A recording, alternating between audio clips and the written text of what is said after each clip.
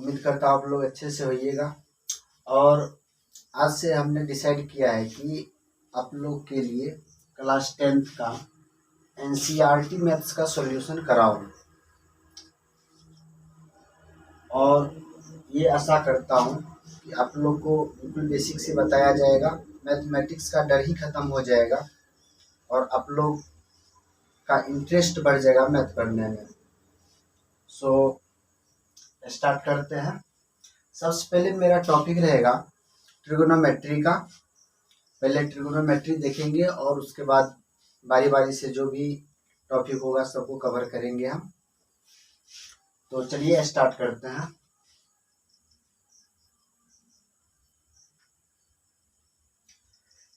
सबसे पहले हम स्टार्ट कर रहे हैं ट्रिगोनोमेट्री।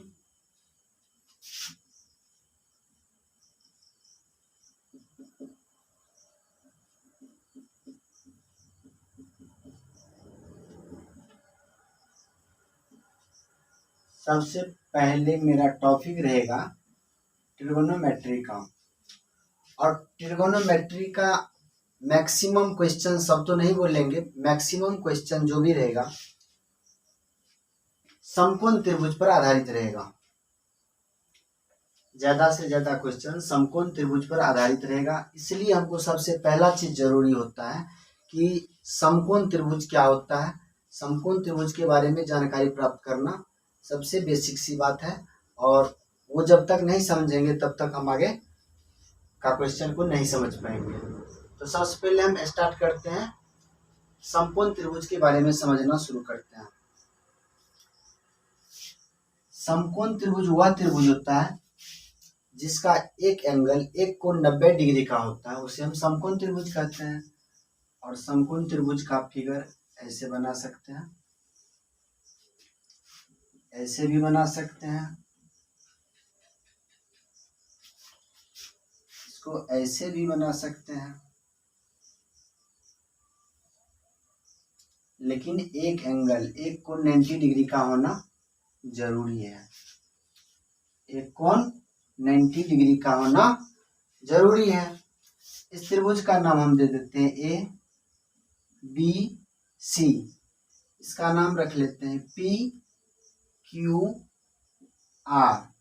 और इस त्रिभुज का नाम रख लेते हैं डी ई एफ। तो ये तीनों का तीनों समकोण त्रिभुज है, तीनों को तीनों समकोण त्रिभुज है। इस त्रिभुज में समकोण यानी 90 डिग्री बन रहा है बी पर, त्रिभुज पी क्यू आर में 90 डिग्री बन रहा है क्यू पर, और डी ई एफ में 90 डिग्री बन रहा है ई पर। अब समकोण त्रिभुज के तीनों भुजाओं का नाम जानना जरूरी है। तो तीनों भुजाओं के नाम जानते हैं। यदि कोण सी हम लेते हैं, यदि हम कोण सी के बारे में बात करते हैं, कोण सी के सामने सामने जो साइड होगी, कोण सी के सामने सामने जो साइड होगी, कौन सी साइड है? ये साइड है ए बी। कौन सी साइड है? A B. कोण सी के सामने की साइड ए बी है और जिस कोण की बात करेंगे उसके सामने वाली साइड होती है लंब। इसे P लिखा जाता है परपेंडिकुलर। P से क्या होता है? परपेंडिकुलर। दूसरी बात, 90 डिग्री के सामने की भुजा, 90 डिग्री के सामने की भुजा सबसे लंबी भुजा होती है और इसका नाम होता है कर्ण। इसका क्या नाम देते हैं? इसका नाम देते हैं कर्ण और इसे लिखा जाता है H, हाइपोटेनियस। और तीसरी साइड बच जाती है BC, जिस पर त्रिभुज टिकी हुई है। इसी पे त्रिभुज टिकी हुई है, इस साइड पे BC पर। इस साइड को हम बोलेंगे आधार। क्या बोलेंगे इसको? आधार यानी B, बेस। हम समकोण त्रिभुज के तीनों भुजा के बारे में जानकारी हासिल कर लिए। अब इस त्रिभुज में देखते हैं, ये भी तो मेरा समकोण त्रिभुज है, ये भी मेरा क्या है? समकोण त्रिभुज। लेकिन इसमें समकोण बन रहा है बिंदु Q पर। यदि हम कोण P को लेते हैं, कोण P के लिए कोण P के लिए P के सामने वाली साइड QR है। P के सामने वाली साइड क्या है मेरा? QR है। ये मेरा क्या हो जाएगा? ये मेरा हो जाएगा लंब। ये क्या हो जाएगा मेरा? लंब, यानी P। 90 डिग्री के सामने वाली साइड PR है। 90 डिग्री के सामने वाली साइड PR है। ये मेरा हो जाएगा कर्ण, जिसको हम बोलते हैं हाइपोटेनस। और तीसरी साइड बच जाती है PQ। और PQ तो मेरा क्या हो जाएगा? जब लंब हो गया, कर्ण हो गया, तो तीसरा साइड क्या बचता है? आधार। तो यही मेरा हो जाएगा आधार।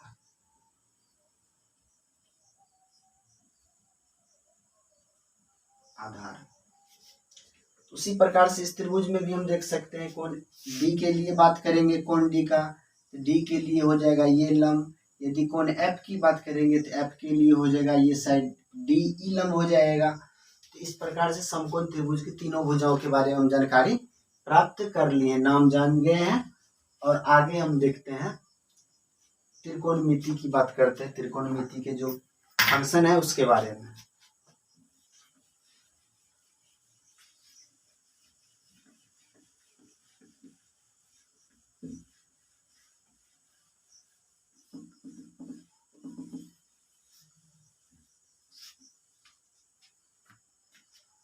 टोटल 6 फंक्शन है त्रिकोणमिति में। उसका नाम हम सबसे पहले लिखते हैं। वो साइन, कॉस, टेन, कॉट, सेक, कोसेक। और ये मेरा रहा समकोण त्रिभुज। ये रहा मेरा समकोण त्रिभुज। इसका कुछ नाम दे देते हैं। इसका नाम देते थे P, इसका नाम दे देते हैं Q, और ये नाम देते हैं R, जिसमें समकोण बन रहा है कहाँ पे? बिंदु Q पर समकोण बन रहा है। यदि कोण R, एंगल R को यदि हम थीटा मान लेते हैं, इसको क्या मान लेते हैं हम? थीटा। तो हमें निकालना है साइन थीटा क्या होगा, कॉस थीटा क्या होगा, टेन थीटा, कॉट थीटा, सेक थीटा और कोसेक थीटा। अब साइन थीटा क्या होता है? सबसे पहले इस त्रिभुज का नाम क्या है? थीटा PQR है। इसके सभी साइड का नाम हम लिख देते हैं। थीटा एंगल, इस एंगल की बात किए हैं। इस एंगल के सामने की साइड कौन सी है? इस एंगल के सामने की साइड है PQ। PQ मेरा क्या हो गया? लंब, परपेंडिकुलर। और 90 डिग्री के सामने वाली साइड, 90 डिग्री के सामने वाली साइड कौन सी है? PR है। ये मेरा हो जाएगा कर्ण, H। और तीसरी साइड बच जाती है QR। ये मेरा हो जाएगा आधार। तो साइन किसे कहते हैं? साइन कहते हैं लंब और कर्ण के अनुपात को, परपेंडिकुलर और हाइपोटेन्यूज का जो रेशियो होता है उसी को हम कहते हैं साइन। तो साइन थीटा बराबर हो जाएगा लंब बट्टे कर्ण, लंब बट्टे कर्ण। कॉस थीटा क्या हो जाएगा? आधार और कर्ण, आधार और कर्ण का जो अनुपात होगा उसी को हम बोलेंगे कॉस थीटा। तो कॉस थीटा बराबर हो जाएगा आधार बट्टे कर्ण। आगे है टेन थीटा। टेन थीटा हो जाता है लंब और आधार का रेशियो। तो टेन थीटा बराबर हो जाएगा लंब बट्टे आधार। कॉट थीटा टेन का उल्टा, सेक थीटा कॉस का उल्टा, और कोसेक थीटा साइन थीटा का उल्टा हो जाता है। ये फॉर्मूला उलट जाता है। तो कॉट थीटा हो जाता है आधार बट्टे लंब। कॉस थीटा क्या हो जाएगा? कर्ण बट्टे आधार, कर्ण बट्टे आधार। और तीसरा बच जाता है, लास्ट बच जाता है कोसेक थीटा। कोसेक थीटा बराबर हो जाए कर्ण बट्टा लंब, यानी कर्ण ऊपर में अंश में और लंब नीचे में हो जाएगा। तो ये बेसिक फार्मूला है त्रिकोणमिति का। साइन थीटा बराबर लंब बट्टा कर्ण, कॉस थीटा बराबर आधार बट्टा कर्ण, टेन थीटा बराबर लंब बट्टा आधार, कॉट थीटा बराबर आधार बट्टा लंब, सेक थीटा बराबर कर्ण बट्टा आधार और कोसेक थीटा बराबर कर्ण बट्टा लंब। ये टोटल कितने फार्मूले हुए? 6।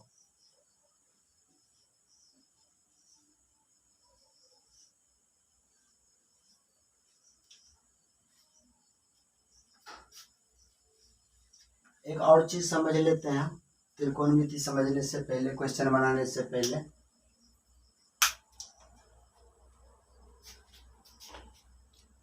ये नोट कर लीजिए, उसके बाद हम बता रहे हैं।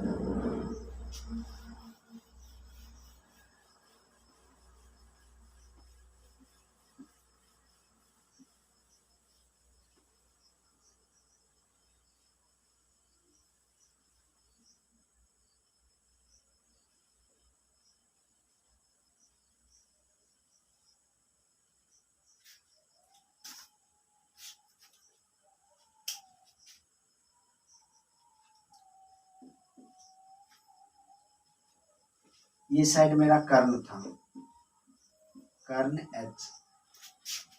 कर्ण का स्क्वायर,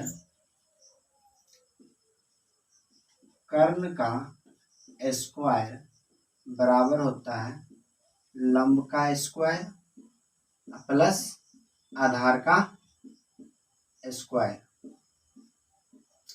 यदि कर्ण स्क्वायर में से स्क्वायर का साइन हटा देते हैं तो मेरा बच जाएगा सिर्फ कर्ण, और कर्ण बराबर हो जाएगा स्क्वायर रूट ऑफ लंब का स्क्वायर प्लस आधार का स्क्वायर।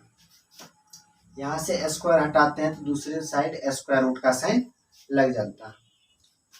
यदि हमको आधार निकालना हो, आधार का स्क्वायर बराबर हो जाएगा कर्ण का स्क्वायर, कर्ण का स्क्वायर माइनस लंब का स्क्वायर। यहाँ से भी स्क्वायर, यदि आधार के ऊपर से स्क्वायर का साइन हटाते हैं तो मेरा बच जाएगा आधार। स्क्वायर हटाए तो दूसरे साइड लग जाएगा स्क्वायर रूट का साइन, और ये चीज सेम टू सेम अंदर आ जाएगा। कर्ण का स्क्वायर माइनस लंब का स्क्वायर। तीसरा चीज बच जाता है, कर्ण निकाल लिए, आधार निकाल लिए, अब बच जाता है लंब। लंब का स्क्वायर बराबर हो जाता है कर्ण का स्क्वायर माइनस आधार का स्क्वायर। यहाँ से सिर्फ लंब लिखते हैं तो लंब बराबर हो जाएगा स्क्वायर रूट ऑफ कर्ण का स्क्वायर माइनस आधार का स्क्वायर। ये फार्मूला बहुत ही काम की चीज है और हमेशा ये चीज यूज में आएगा, इसको नोट कर लीजिए।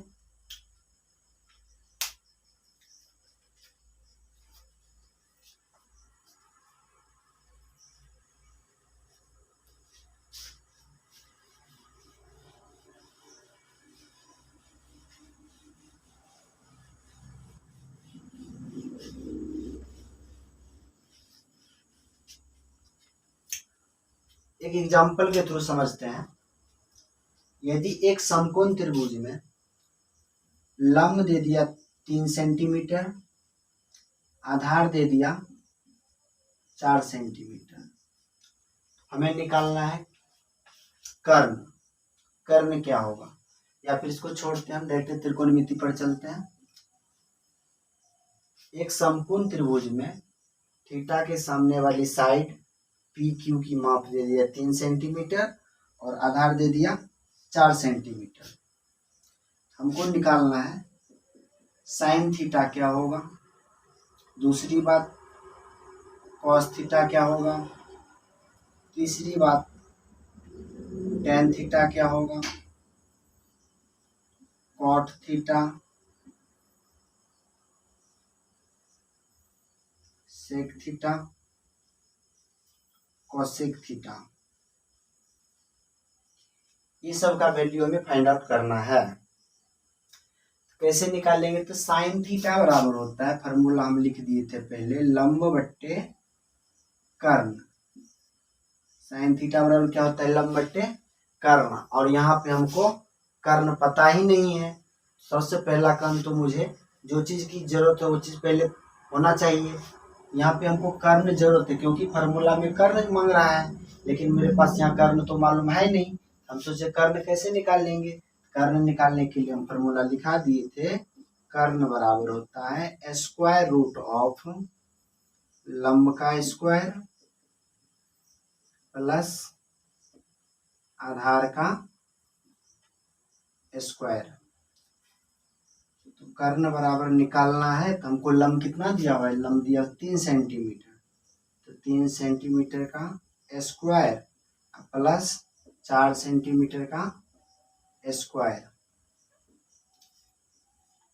इसका हो जाएगा 9 सेंटीमीटर स्क्वायर और प्लस 16 सेंटीमीटर स्क्वायर। 16 9 कितना, 25 सेंटीमीटर स्क्वायर और इसका वर्गमूल कितना हो जाएगा, 5 सेंटीमीटर। तो कर्ण हमको फाइंड आउट हो गया, ये कितना है मेरा, 5 सेंटीमीटर। अब निकालना है साइन थीटा। साइन थीटा क्या होता है, लंब बट्टा कर्ण। इस थीटा के लिए बात कर रहे हैं ना, इस एंगल के बारे में बात कर रहे हैं हम, थीटा के बारे में। तो साइन थीटा क्या होता है, साइन थीटा होता है लंब बट्टा कर्ण। लंब यहाँ कितना है मेरा, 3 सेंटीमीटर। तो 3 को लिखेंगे ऊपर में 3 सेंटीमीटर, और कर्ण अभी जस्ट निकाले हैं जो कि 5 सेंटीमीटर है, बट्टे में देंगे हम 5 सेंटीमीटर।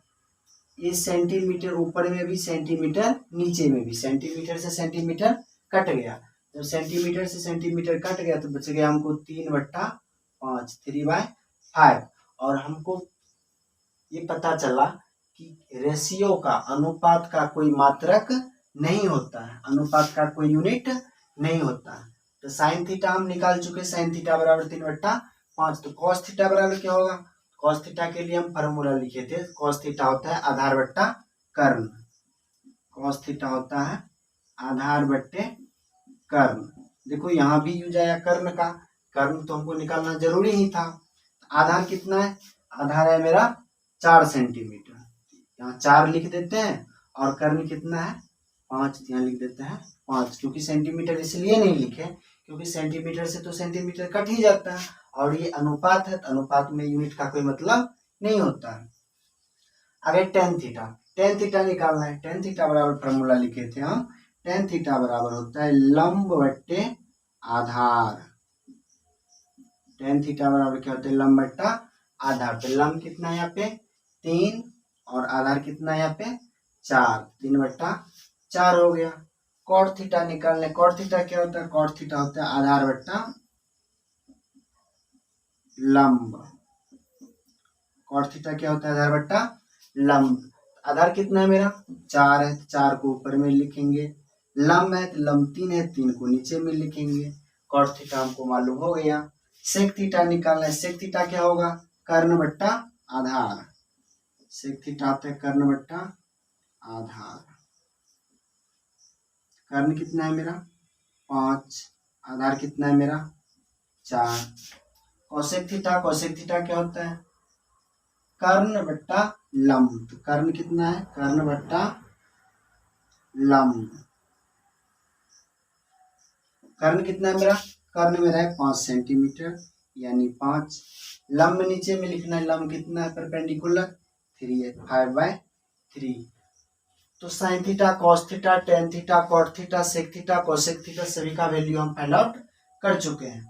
अब आगे बात करते हैं, यदि थीटा पी ले लिया जाए, यदि कोण पी के बारे में बात करें, कोण पी यदि अल्फा हो, कोण पी यदि अल्फा हो। अब यदि हमको निकालना हो sine alpha cos alpha, sorry हाँ, sine alpha cos alpha tan alpha cot alpha, यानी अन्य त्रिकोणमितीय अनुपात यदि निकालना हो तो हम क्या करेंगे, यदि यहीं पे लिख लेते हैं हम।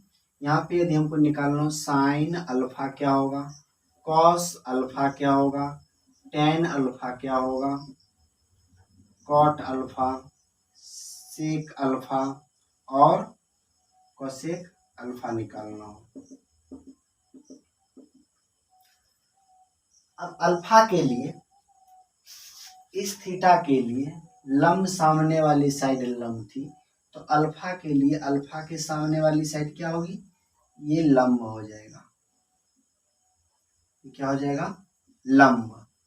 90 डिग्री के सामने वाली साइड हमेशा कर्ण होती है, जो कि सबसे बड़ी भुजा होती है, वो कभी बदलती नहीं है। कर्ण हमेशा फिक्स रहती है, बदलती है तो लंब और आधार, कभी आधार लंब बन जाता है और कभी आधार कभी आधार लंब बन जाता है और कभी लंब आधार बन, तो उलट फेर सिर्फ लंब और आधार में होता है। कर्ण जो कहते हैं वैसे ही स्थिर रहता है।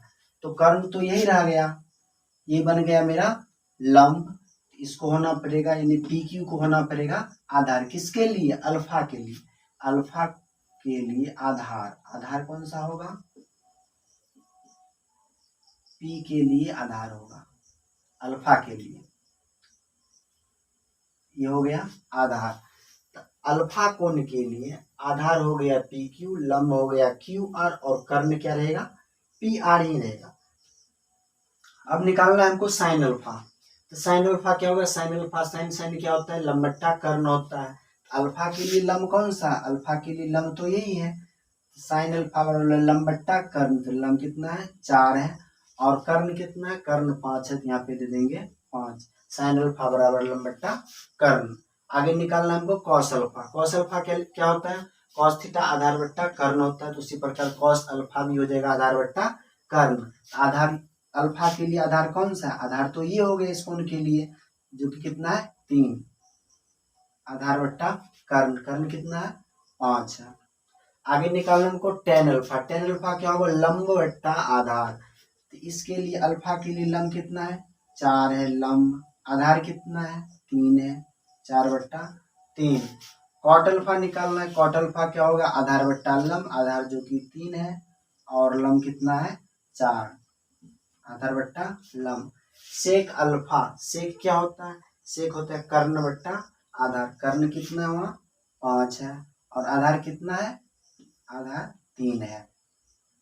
कौशिक अल्फा, कौशिक अल्फा, कौशिक क्या होगा, कर्ण बट्टा लंब, कर्ण कितना है, कर्ण सबसे बड़ी साइड कितना है 5 है, और लंब कितना है, लंब है 3 सेंटीमीटर, यहाँ दे देंगे हम 3 सेंटीमीटर। तो ये थी आज की क्लास, बिल्कुल बेसिक क्लास थी। यदि आप नहीं समझे तो एक बार और रिपीट करके देखें, और जहां यदि त्रुटि हो तो कमेंट बॉक्स में लिख करके बताएं कि यहाँ पे समझने में हमको प्रॉब्लम हो गई है, और हम उसका रिप्लाई करने की पूर्णतः कोशिश करेंगे। तो ठीक है, आज का क्लास हम इतना ही पर ख़त्म करते हैं। आगे की क्लास कल से फिर चैप्टर का क्वेश्चन देखेंगे, त्रिकोणमिति का जो भी बुक में दिया हुआ है। ठीक है, thank you, all the best.